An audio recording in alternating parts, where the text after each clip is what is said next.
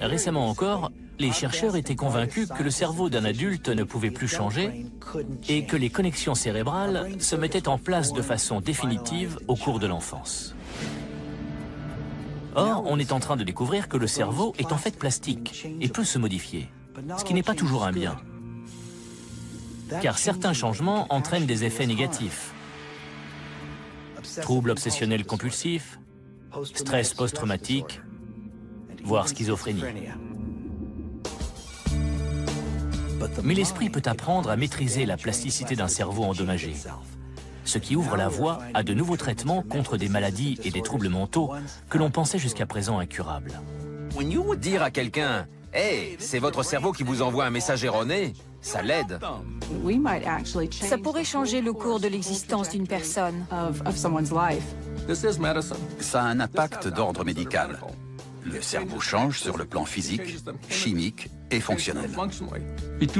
Pour l'instant, on ignore quelles sont les limites.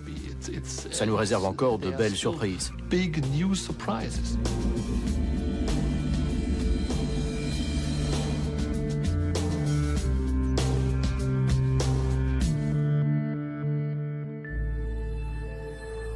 Je suis le docteur Norman Doidge, auteur du livre « Les étonnants pouvoirs de transformation du cerveau ». La neuroplasticité, c'est la capacité du cerveau à changer sa structure et ses fonctions par le seul pouvoir de l'esprit. C'est une avancée majeure dans notre compréhension de cet organe, car pendant 400 ans, on a considéré le cerveau comme une machine composée de différentes pièces. Et cette approche a engendré un certain fatalisme neurologique. Les gens qui souffraient de lésions cérébrales, qu'elles soient congénitales ou acquises, étaient condamnés à vivre avec, car une machine, aussi extraordinaire soit-elle, ne peut pas changer ses pièces et se réparer toute seule.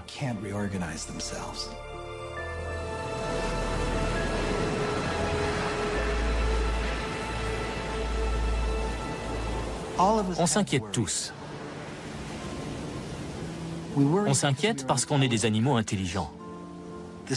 Mais la même intelligence qui nous permet de planifier, d'imaginer, de conjecturer, nous permet aussi d'anticiper des conséquences négatives. On ne s'inquiète pas tous de la même manière. Parmi les plus angoissés, il y a les personnes atteintes de troubles obsessionnels compulsifs, ou TOC. Leurs problèmes n'existent que dans leur tête. Et elles en souffrent d'autant plus qu'elles ne peuvent pas y échapper. Or, les TOC peuvent souvent être soignés grâce à la neuroplasticité. C'est ce qu'a découvert le docteur Jeffrey Schwartz. Certaines personnes sont assaillies par des pensées et des besoins compulsifs qu'ils ne peuvent pas réprimer. L'individu est déchiré par un conflit interne et se retrouve complètement piégé. Plus il cède à son TOC, plus le trouble s'aggrave. C'est un mécanisme dangereux. Quand on souffre d'un TOC, on a l'impression d'être enfermé dans son esprit, comme si un marionnettiste nous faisait faire des choses contre notre volonté. On ressent une telle anxiété, un tel stress qu'on en est malade physiquement. Par peur des germes, je me lavais sans arrêt les mains. Je mettais même du désinfectant sur mon visage, mes bras et mes jambes. On finit par s'effondrer.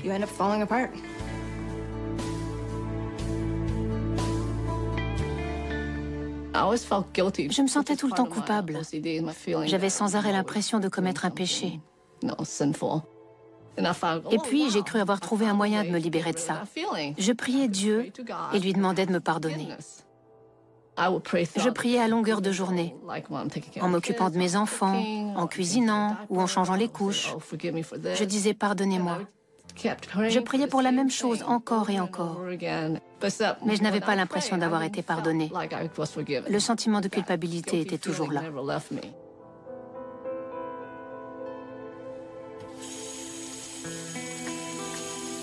Le nettoyage compulsif. Quand j'ai commencé à éprouver ce sentiment d'angoisse et de malaise terrible, sans savoir pourquoi, j'ai traversé des moments très difficiles.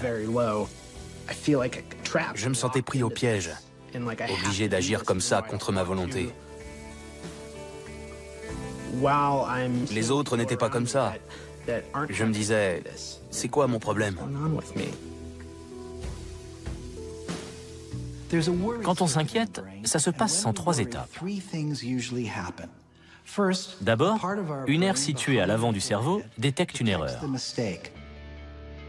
Elle envoie un signal vers une autre zone du cerveau, le cortex singulaire antérieur.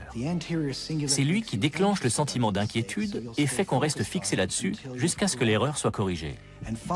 Quand c'est fait, une 3e aire du cerveau, le noyau codé, qui fonctionne comme une boîte de vitesse cérébrale, nous fait passer à autre chose. Mais chez les individus qui souffrent d'un TOC, cette boîte de vitesse est grippée. Comme ça bloque, le malade tente de corriger l'erreur encore et encore.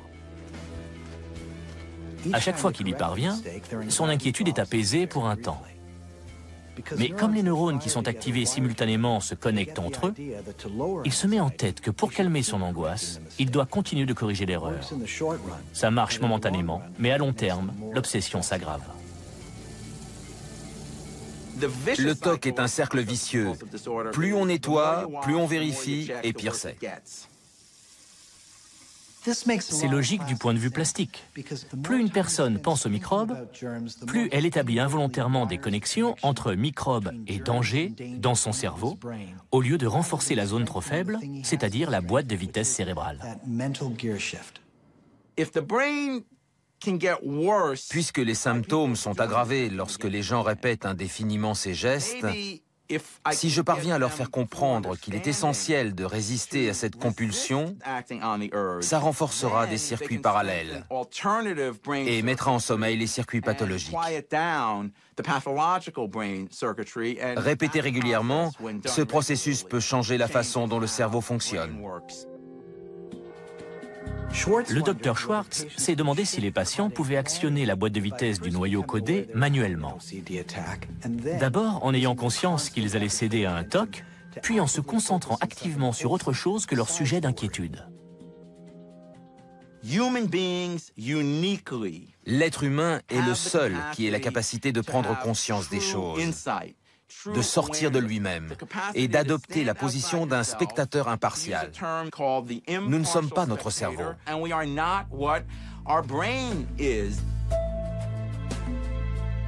Développer une conscience extérieure est difficile, mais c'est la clé du traitement de Jeffrey Schwartz. Le spectateur impartial me dit que ce n'est pas vrai. C'est le cerveau qui a dératé et qui fait ce qui lui plaît.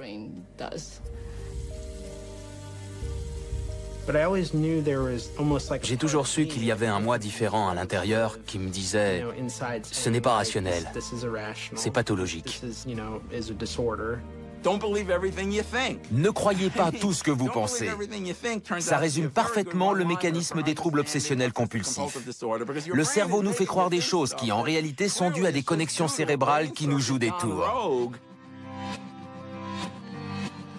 Le docteur Jeffrey Schwartz a mis au point une thérapie en 4 étapes qui s'inspire des enseignements bouddhistes sur la pleine conscience. Le but est que le patient exploite la neuroplasticité afin que son cerveau travaille pour lui au lieu de contre lui. Première étape, la personne qui sent venir un TOC doit prendre du recul et redéfinir ce qui lui arrive afin de comprendre qu'elle n'est pas victime des microbes, mais de son obsession.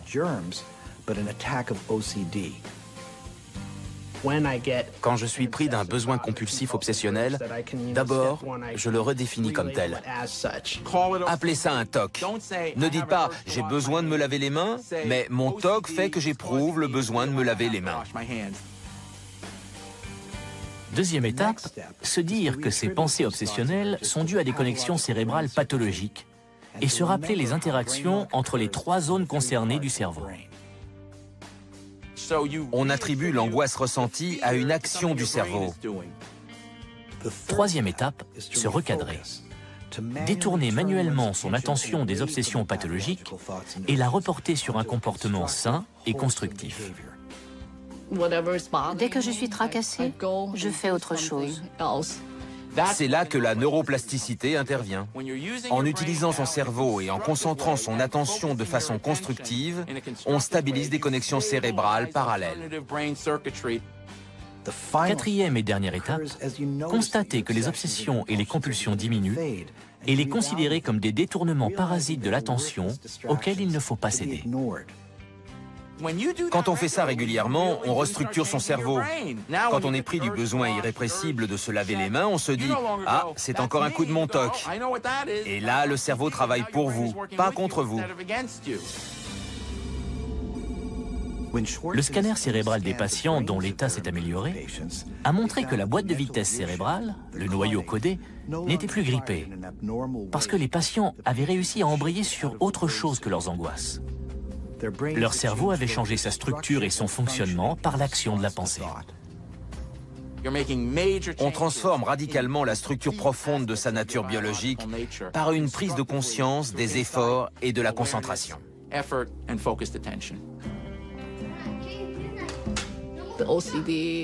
Je contrôle mon TOC et j'ai envie de le faire savoir à tout le monde.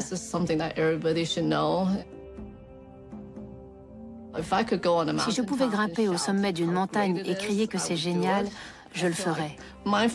La pleine conscience est une manière de trouver la paix intérieure.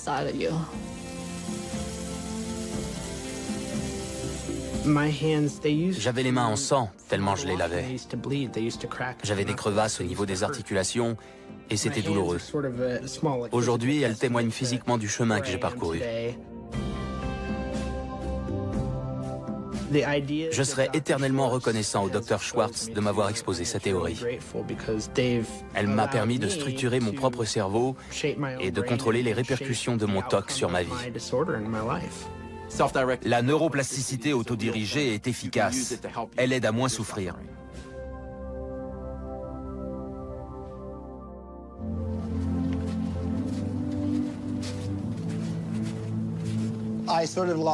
J'ai perdu 10 ou 12 ans de ma vie.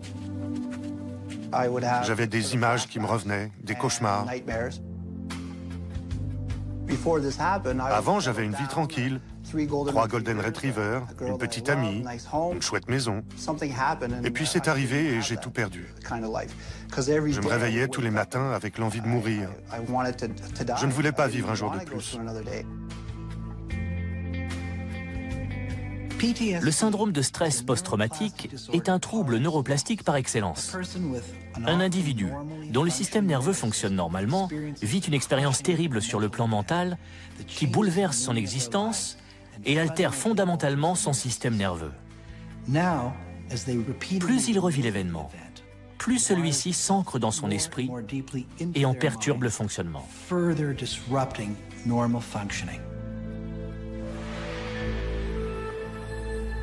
Tout le monde avançait dans la vie. Moi, j'avais le sentiment d'être à la traîne. Un bruit, n'importe quoi pouvait servir de déclic. Et d'un seul coup, je replongeais. L'aboiement d'un chien ou des cris d'enfant m'y faisaient immédiatement repenser. Le Rottweiler m'avait attrapé par la jambe et me secouait dans tous les sens comme une poupée de chiffon. J'ai vu mon fils essayer de sortir de sa poussette. Ça a attiré l'attention du chien qui s'est retourné et s'est jeté sur la tête du bébé. Je rentrais du travail. J'ai trouvé mon frère pendu dans l'entrée. C'est quelque chose que je ne pourrai jamais oublier.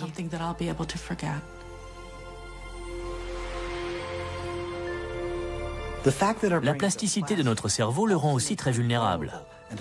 Un traumatisme peut l'altérer et engendrer un syndrome de stress post-traumatique, ou SSPT. Mais le docteur Alain Brunet, psychologue clinicien à l'université McGill, a trouvé un moyen d'utiliser la neuroplasticité pour guérir ses patients.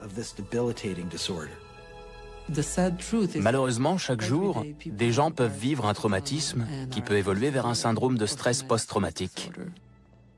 Des victimes de viols, d'abus sexuels, d'accidents.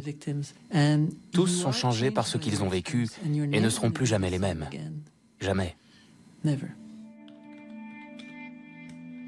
Nous avons mis au point un nouveau traitement contre le SSPT qui pourrait révolutionner la façon dont les psychologues soignent leurs patients. Lorsqu'un individu vit une expérience traumatisante, son cerveau est tellement accablé qu'il ne parvient pas à archiver les pensées et les sentiments que l'événement suscite dans leur mémoire. Et donc, ces pensées ne cessent de ressurgir, comme si l'événement se produisait dans le présent. On est en enfer et on ne peut pas s'enfuir. On vit avec un mauvais souvenir tellement vivace qu'il revient plusieurs fois par jour. J'étais malade physiquement. Je transpirais, je tremblais, j'avais envie d'aller me cacher dans un placard pour que personne ne sache que j'existais. Pour que le traitement marche, il faut faire remonter le souvenir.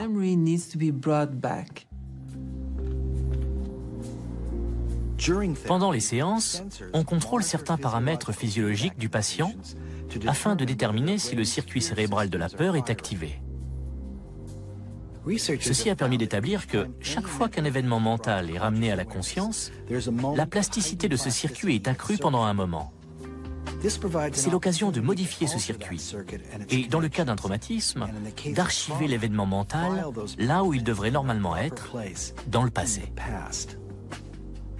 Au cours des séances, nous demandons aux patients de se remémorer l'événement traumatique après lui avoir fait prendre du propanolol, un produit qui atténue les émotions provoquées par le souvenir.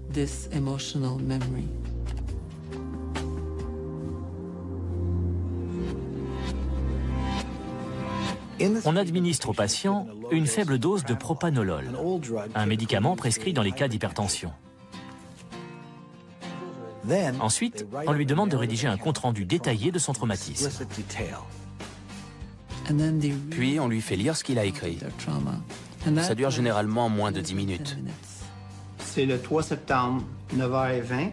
Il fait beau et je viens de commencer mon travail au magasin. Le patient revient la semaine suivante, prend le médicament et lit une nouvelle fois son compte-rendu. Il recommence ainsi une fois par semaine, pendant 5 semaines. La première fois que j'ai testé cette méthode, je ne pensais pas qu'elle marcherait tellement c'est simple. On s'est aperçu que les 3/4 des gens ne présentaient plus les critères diagnostiques du SSPT après la thérapie.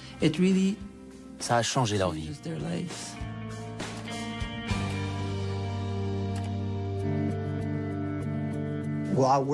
Quand j'ai dû écrire ce qui m'était arrivé, je me suis rendu compte que j'étais encore très en colère.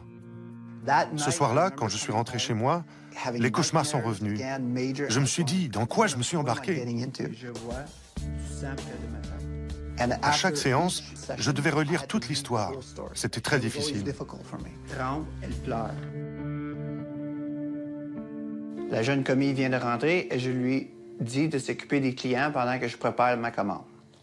Pendant ce temps, le gars qui avait l'air nerveux me dit « Get in the back ». Va derrière et ouvre le coffre. On va au fond, vers le coffre. Son arme est braquée sur ma tête. La jeune commis arrive avec l'autre. Elle aussi est attachée. Elle tremble. Elle pleure. Encore une fois, il vous met le gun sur votre tête et vous demande « Où est la clé ?» Je suis certain, comme je suis un témoin, qu'il va revenir et me tuer. Mon cœur bat très vite. À 12 ans, j'ai dû me faire opérer des amygdales. Je me suis retrouvée seule à l'hôpital.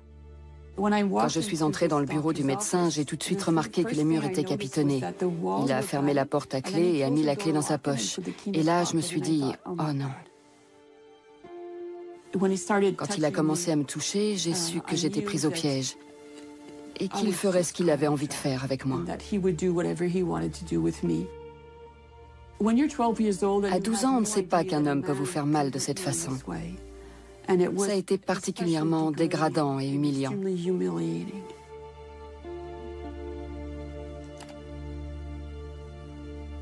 Le gros noir dit à l'autre gars « Descends-le ». À ce moment, mon cœur bat fort et je suis sûr qu'il va mourir. Je sens le gun sur ma tête, mais il frappe la tête seulement. Je tombe par terre et je joue le mort. Je crois que c'était la 5e semaine. Je devais relire l'histoire et tout d'un coup, je me suis senti complètement détaché, comme si je lisais un livre. C'était violent, mais ce n'était pas moi. C'était quelqu'un d'autre. J'ai eu envie de rire et je me souviens qu'après, j'ai dit au médecin, « Vous tenez un truc d'enfer, ça va aider beaucoup de gens. »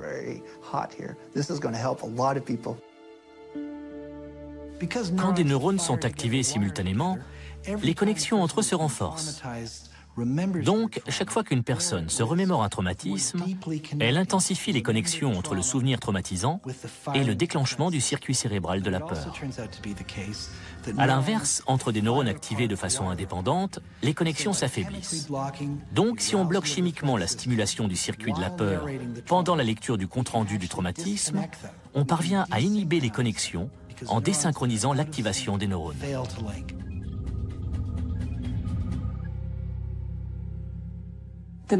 Ces souvenirs ne me font plus souffrir. Je m'en souviens de temps en temps, mais je peux regarder un film qui évoque le même sujet sans que ça me renvoie systématiquement à tout ça.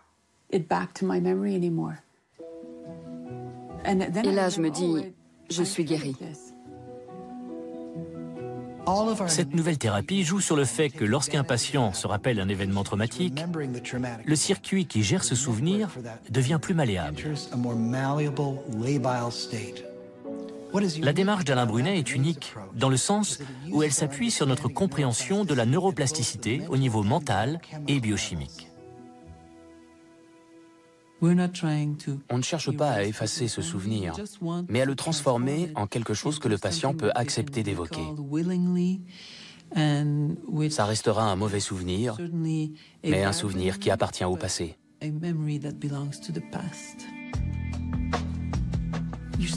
On n'oublie pas, mais on s'en souvient moins souvent et ce n'est plus une souffrance. On peut passer à autre chose. C'est un mauvais souvenir, comme tout le monde en a. Ce n'est plus un traumatisme.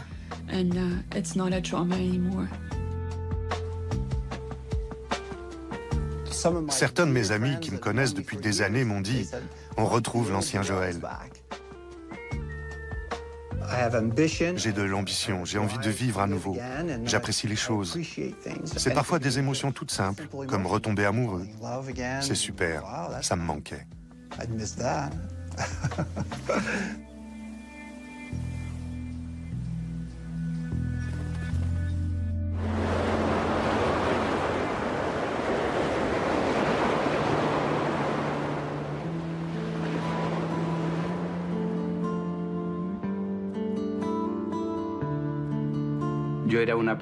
J'étais un travailleur acharné et j'aimais mon métier. Ça m'a détruit. Ça a été un changement terrible.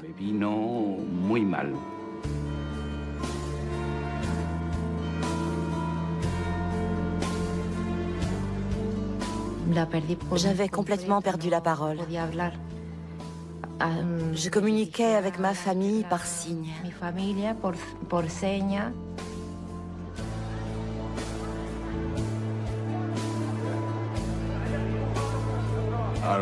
Maintenant, je parle un peu, mais avant, j'étais incapable d'articuler un mot. Je faisais...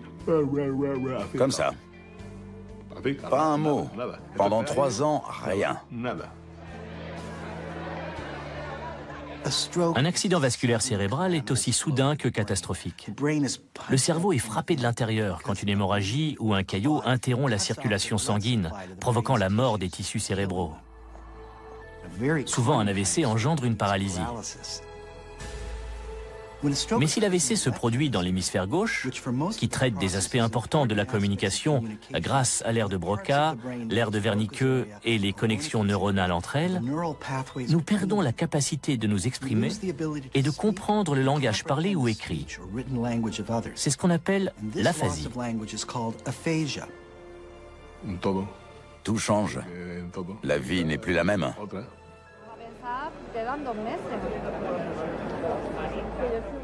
Imaginez que vous ne puissiez ni communiquer ni parler.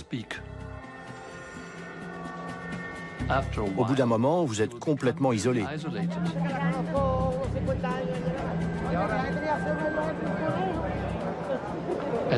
À long terme, cet isolement va entraîner un changement de votre personnalité, parce que votre existence devient complètement différente dans un contexte de privation du langage. Dans les premiers mois qui suivent un AVC, certains patients aphasiques récupèrent une partie de leur faculté de langage. Mais le Dr Friedman Pulvermüller, neuroscientifique à l'Institut de la cognition et des sciences du cerveau à Cambridge en Angleterre, a mis en œuvre les principes de la neuroplasticité afin d'améliorer considérablement leurs capacités. On dit généralement qu'un an après un AVC, les capacités de langage ne s'améliorent plus. Nous avons démontré que c'était faux. Allez plus loin. Friedman Pulvermüller s'inspire des travaux du docteur Edward Taub, un des pionniers de la neuroplasticité du cerveau. Celui-ci a montré que certaines conséquences physiques d'un AVC étaient dues à ce qu'il a appelé la non-utilisation acquise. Parfait. Après un AVC, le cerveau est encore secoué. Et quand un patient tente de réutiliser pour la première fois le membre paralysé, ça ne marche pas. Après plusieurs échecs, il apprend inconsciemment à ne plus s'en servir. Ce qui reste des aires endommagées du cerveau s'atrophie peu à peu. Mais Edward Taub a découvert qu'on pouvait reconnecter le cerveau afin de surmonter la non-utilisation acquise grâce à la thérapie par contrainte induite. Bien, encore. Ça va, monsieur Taylor? La main valide du patient est dans une sorte de moufle, ce qui l'oblige à se servir de son bras paralysé pour effectuer des tâches simples. Il la porte toute la journée ici et la met le plus souvent possible chez lui. Pour ne pas se servir de sa bonne main. Exact. Quand le patient s'efforce de faire travailler son bras paralysé, dans son cerveau, les neurones établissent de nouvelles connexions. Le docteur Pulvermüller était convaincu que la thérapie par contrainte induite pouvait être adaptée afin d'obliger les patients aphasiques à reparler. Comment faire? On n'allait pas leur mettre quelque chose sur la bouche. Alors on a développé un contexte de communication qui oblige le patient à s'exprimer. Il a entamé une collaboration avec le neurologue Marcelo Luis Bertier de l'Université de Malaga en Espagne. Les deux hommes testent une nouvelle thérapie sur des patients souffrant d'un AVC chronique. Des gens incapables de communiquer autrement que par des mots simples ou des gestes depuis parfois plusieurs années et à qui on n'avait laissé aucun espoir d'amélioration. L'important, c'est que le patient recommence à communiquer dans des situations quotidiennes. Viande, c'est une côtelette. C'est ça. Dans ces séances, ce n'est pas une moufle qui crée la contrainte, ce sont les règles du langage. Allez-y. Viande. Le patient n'a pas le droit de montrer du doigt. C'est contraire à la règle. C'est une sorte de contrainte, si vous voulez. Un outil. Au début de la séance, chaque patient reçoit un jeu de cartes illustré et doit demander aux autres la carte correspondante. Oui, j'ai la carotte pour la donner à ton lapin. Très bien. Afin de renforcer les changements plastiques du cerveau, cette thérapie se poursuit de façon intensive pendant 2 semaines. À mesure qu'il progresse, la thérapeute encourage les participants à élaborer des phrases de plus en plus complexes. Antonio, tu pourrais me donner le ballon vert, s'il te plaît?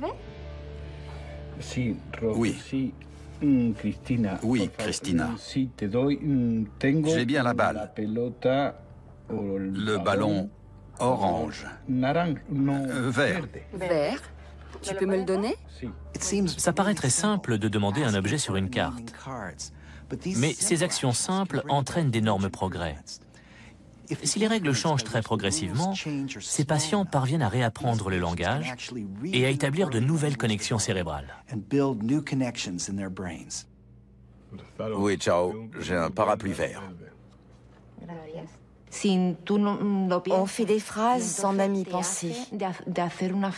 Depuis quelques années, nous vivons une véritable révolution dans le domaine de la neuroplasticité. L'IRM a montré que lorsque le cerveau reconnaît et comprend des mots ou des phrases, l'aire du langage n'est pas la seule zone activée. D'autres régions liées aux circuits visuels et moteurs le sont également. On voit très clairement que la compréhension du langage a des répercussions sur le système moteur. Si j'entends le mot « saisir » ou bien « donner un coup de pied », on constate une activation non seulement des aires du langage, mais aussi du système moteur. Devinez où? Désormais, on peut utiliser un système pour aider l'autre à retrouver un fonctionnement normal en cas de lésion. Les docteurs Berthier et Pulvermüller travaillent à renforcer l'action de la thérapie du langage par contrainte induite. C'est l'ère du langage du réseau périsylvien. Le cerveau de patients victimes d'AVC présente une diminution de certains neurotransmetteurs, les substances chimiques qui relaient les informations entre les neurones. Berthier et Pulvermüller étudient comment le donépésil et la mémantine, deux médicaments utilisés dans le traitement de la maladie d'Alzheimer, pourraient accroître l'activité neuronale dans les zones endommagées. Je me souviens de l'un des premiers patients à qui j'ai administré du donépésil.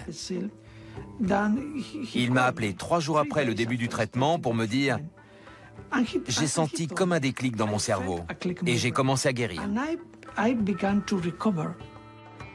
61% des patients ont fait d'énormes progrès. El Mundo, s'il vous plaît. Et avec les médicaments, ce chiffre passe à 86%. Chaque jour, je fais des choses dont j'étais incapable. Et j'ai aussi beaucoup plus envie de les faire.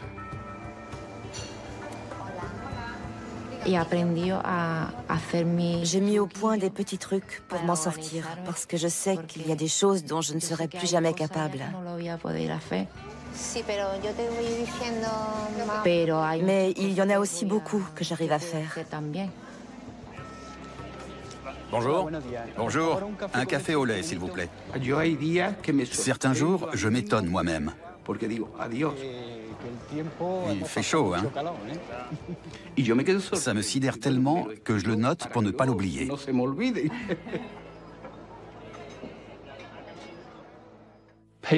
Même 5 ou 6 ans après avoir fait un AVC, ces patients ont amélioré de façon spectaculaire leurs aptitudes au langage en 2 semaines d'entraînement intensif. J'ai oublié la couleur. Si les scientifiques admettent qu'une lésion cérébrale n'est pas seulement une lésion, mais aussi une formidable opportunité, nous pourrions assister à une véritable révolution au cours des 20 prochaines années.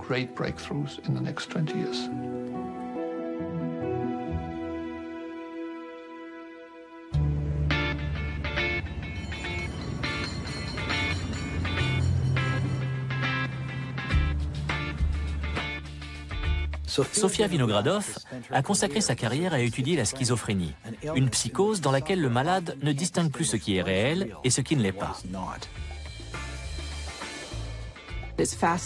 C'est une fenêtre ouverte sur le fonctionnement du cerveau, une réflexion sur ce qu'est la mémoire et toutes ces questions fascinantes. Mais je trouvais très frustrant que rien dans cette branche n'encourage des idées nouvelles sur la façon d'aider les malades à aller mieux. Lorsqu'elle s'est rendue compte que même malade, le cerveau d'un schizophrène n'en était pas moins doué de plasticité, elle a envisagé de nouvelles approches thérapeutiques. Si sa méthode est la bonne, et tout tend à le prouver, d'ici quelques années, les schizophrènes seront soignés d'une façon complètement différente.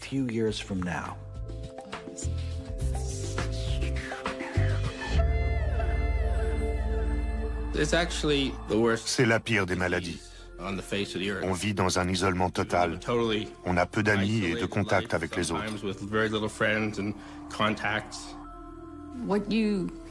Les voix qu'on entend dans sa tête sont parfois très effrayantes. Quand je suis tombée malade, j'entendais « tue, tue ». Je ne savais pas quoi faire. Je me considérais comme un témoin silencieux de l'horreur. C'est l'enfer, une espèce de 4e dimension. On ne sait pas ce qui arrive à son enfant. On ne comprend pas son comportement et on n'a personne à qui s'adresser. C'est dans ma tête. Mais je ne peux pas me mettre en congé de ma tête. Tout le monde prend des vacances de temps en temps. Pas moi.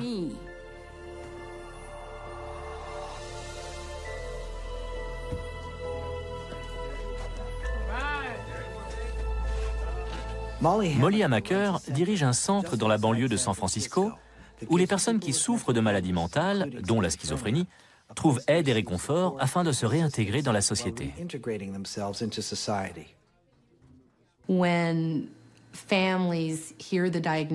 Pour les familles, ce diagnostic est l'équivalent d'un cancer. Je le sais parce que le jour où ma propre fille est tombée malade et a été déclarée schizophrène, ça a été une douleur terrible. C'est comme si elle nous avait été enlevée.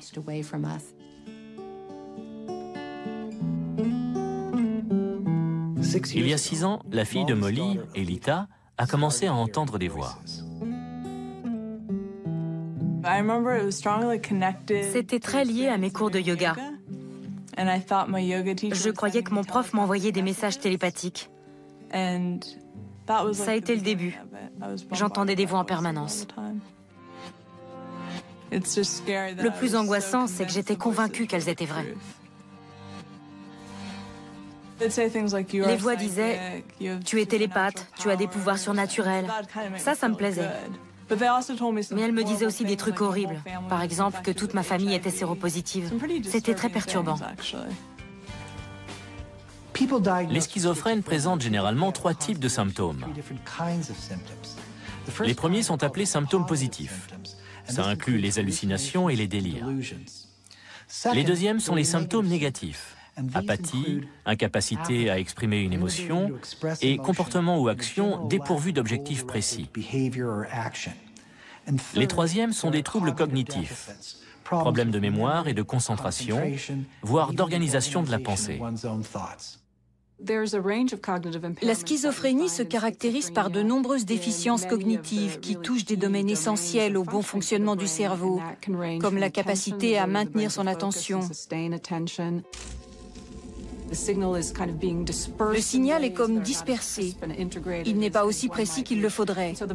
Du coup, le cerveau doit lutter contre un tas de bruits parasites. Le fait que le cerveau ait du mal à recevoir le signal affecte de nombreux aspects du quotidien. Ça va devenir beaucoup plus difficile, par exemple, d'intégrer une information nouvelle. Les neuroplasticiens ont montré que des exercices cérébraux pouvaient permettre à des enfants souffrant de troubles de l'apprentissage de retrouver un fonctionnement normal. Il semblait donc logique de se demander si la même méthode pouvait s'appliquer aux schizophrènes. Le docteur Michael Merzenich est une sommité dans le domaine de la neuroplasticité, en particulier parce qu'il travaille hors de son laboratoire afin d'aider les malades d'une manière plus concrète. Le cerveau est plastique, même chez un sujet schizophrène. Et ça veut dire qu'il est possible de le corriger.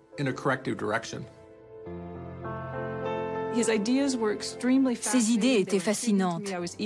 J'avais très envie de voir comment les mettre en pratique. Mais je gardais aussi une bonne dose de scepticisme.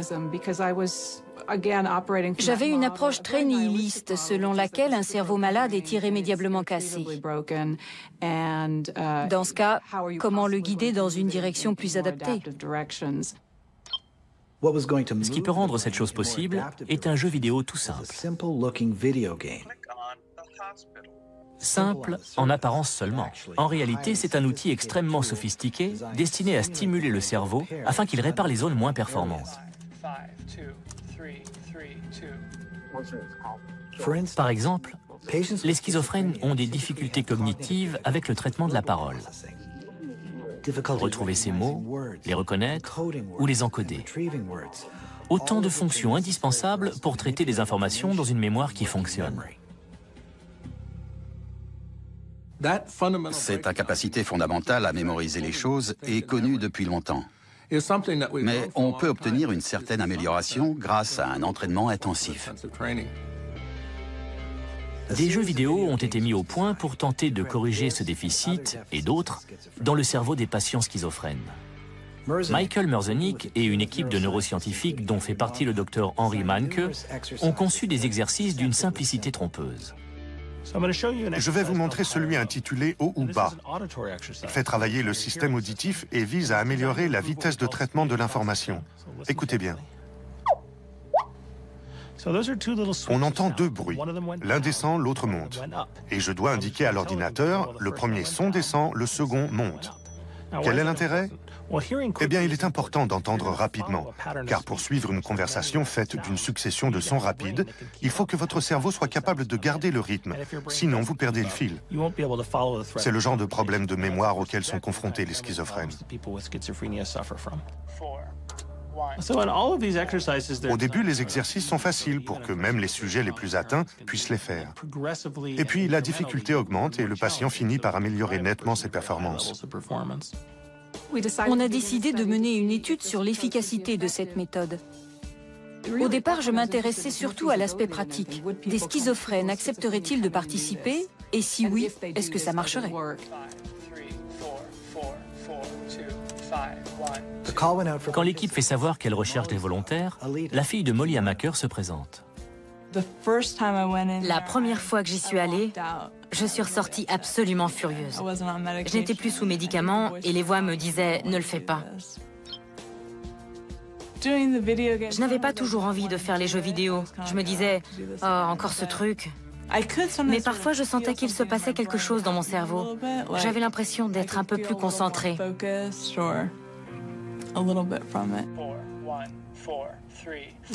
Les améliorations se sont avérées plus probantes que je n'imaginais. 12 patients suivent l'entraînement cognitif. Étonnamment, chez ceux qui suivent l'entraînement, on note une augmentation de la vitesse de traitement de l'information, ainsi que des progrès au niveau du langage et de la mémoire verbale. On a constaté que les progrès obtenus étaient très importants, au point que ça pourrait se ressentir dans la vie quotidienne. Les IRM ont aussi montré que le cerveau des participants changeait. Lors des processus de réflexion profonde, les patients utilisaient désormais la même zone que des personnes non schizophrènes. C'est super. Oui, c'est super. C'est la preuve de la neuroplasticité.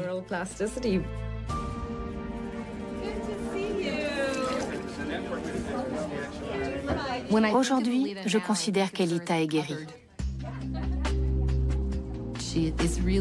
Elle est redevenue elle-même.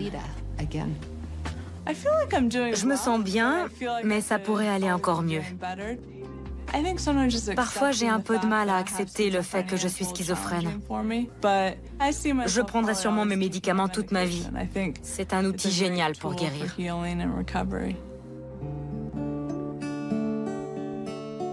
Les médicaments aident Elita à gérer ses hallucinations et ses délires, mais ils n'améliorent en rien ses déficits cognitifs.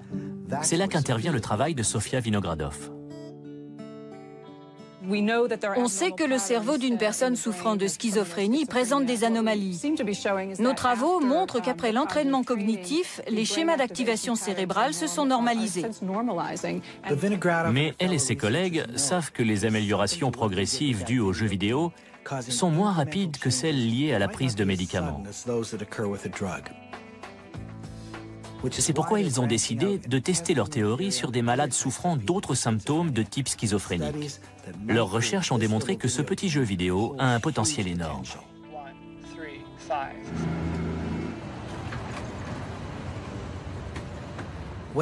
Quand une maladie mentale grave n'est pas soignée, les conséquences sont malheureusement visibles dans toutes les grandes villes du monde.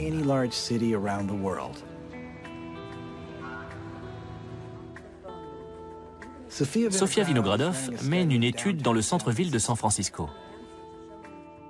Son but est de déterminer les effets du traitement neuroplastique sur des personnes atteintes de schizophrénie depuis très longtemps. Autrement dit, les malades chroniques. Souvent, les schizophrènes ont des difficultés cognitives à résoudre les problèmes. Ils ont du mal à garder un emploi, à entretenir une relation amoureuse ou à fonctionner au quotidien. Une méthode qui permet d'améliorer les capacités à résoudre les problèmes est un progrès énorme pour ces malades.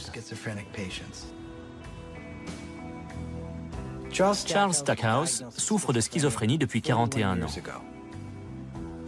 Vous entendez encore des voix? Tout le temps. Que vous disent-elles?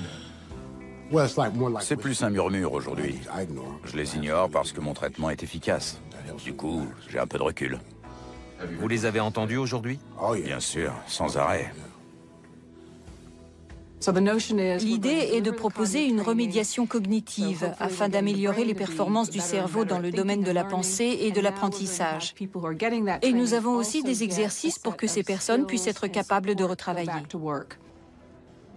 Ça demande beaucoup d'efforts. Je dois me concentrer. Mais j'ai l'impression de progresser en suivant ce programme. On est en train de mettre au point de nouveaux exercices qui ciblent des zones sur lesquelles on n'a pas encore travaillé, notamment celle de la cognition sociale, la capacité à analyser les informations qui permettent de lire l'expression d'un visage, d'interpréter les nuances dans la voix. Ce sera un test très concret. Que vous a apporté le traitement? J'ai l'impression de me réveiller. Depuis que j'ai commencé, je m'investis beaucoup plus dans les choses. Vous avez fait du très bon boulot. L'étape suivante sera d'appliquer notre méthode à des patients très jeunes. L'idée, c'est que si on intervient très tôt dans l'évolution de la maladie pour améliorer la cognition, ça pourrait changer le cours de l'existence d'un malade.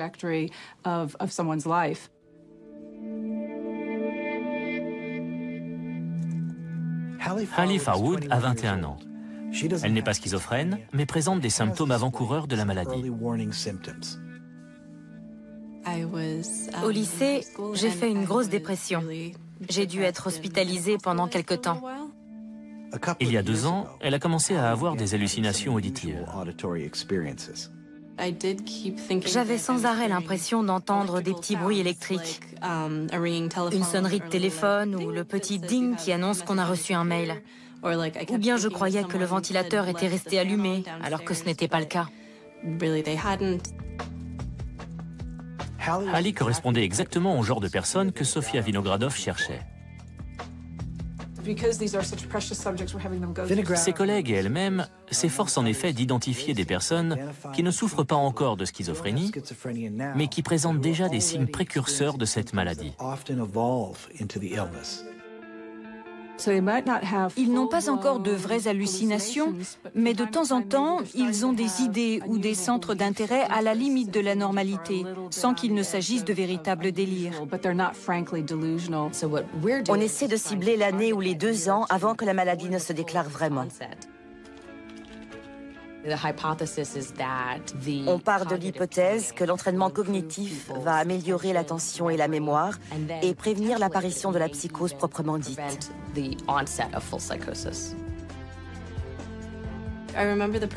Dans mon souvenir, le programme était assez monotone. Quant à ses bienfaits, je n'ai pas l'impression que ça a eu un effet particulier sur moi. J'ai toujours une imagination débridée. Tout repose sur l'idée de faire travailler le cerveau. Comme tous les exercices, la difficulté va croissant et l'amélioration prend du temps. Parfois, le patient lui-même ne la sent pas, mais les tests et les analyses le confirment. On a été surpris de découvrir dans le sang un marqueur de ce changement, le BDNF. Le BDNF est un facteur neurotrophique que l'on trouve dans le cerveau. C'est une sorte d'engrais cérébral. Les schizophrènes ont un taux de BDNF plus bas que la normale. Mais après 10 semaines d'entraînement cognitif, ce facteur remonte à un niveau normal. Ceci a prouvé qu'il y avait un changement biologique dans les systèmes cérébraux des sujets qui avaient suivi l'entraînement. Un changement qui avait un lien avec la présence de cette molécule, le BDNF. Ça a un impact d'ordre médical. Le cerveau change sur le plan physique, chimique et fonctionnel. D'ailleurs, la stimulation de ces processus naturels complexes permet d'obtenir un changement bien plus important qu'avec des médicaments. À présent, Sofia Vinogradov espère voir se développer une nouvelle approche dans le traitement de la schizophrénie. Un traitement à 3 niveaux différents. Le premier, ce sera les médicaments. Le deuxième, une forme d'entraînement cognitif. Et là, j'espère que nos travaux serviront de référence. Et le troisième niveau, une fois que le cerveau fonctionnera déjà de façon plus efficace, consistera à faire acquérir aux patients les capacités d'adaptation au travail et aux situations sociales qui seront nécessaires à l'amélioration de leur état. Donc, ce sera sera vraiment un traitement en 3 axes.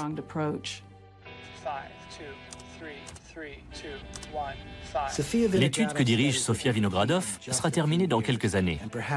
Le traitement de la schizophrénie dans le monde entier pourrait alors connaître une véritable révolution neuroplastique. On a toutes les raisons d'avoir bon espoir. On a appris que plus on intervient tôt, meilleurs sont les résultats. On commence à mettre en œuvre des méthodes originales auxquelles personne n'avait réellement pensé. On peut espérer que les patients guériront et mèneront une existence agréable.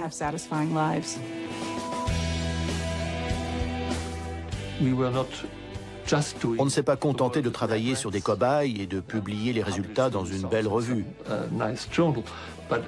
On a réussi à mettre au point une méthode nouvelle pour les aider à vivre mieux au quotidien. D'ailleurs, de nombreux patients sont très heureux du résultat. La neuroplasticité nous montre que nous pouvons faire des choix par rapport à ce que nous dicte notre cerveau et apprendre à concentrer notre attention différemment. Et quand on fait ça, notre cerveau agit pour notre bien. Quand on pense neuroplasticité, on a tendance à ne voir que la faculté à développer des comportements plus souples. En fait, la neuroplasticité n'est pas forcément notre amie, parce qu'elle peut aussi entraîner des comportements rigides comme les TOC et le SSPT, voire des psychoses, quand le circuit des pensées négatives s'ancre toujours plus profondément dans le cerveau.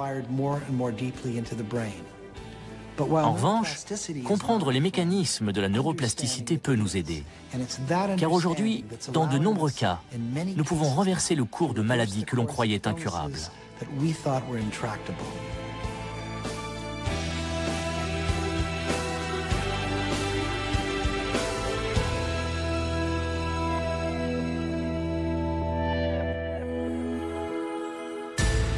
La semaine prochaine, nous verrons en quoi les robots pourraient devenir des remèdes contre la démence.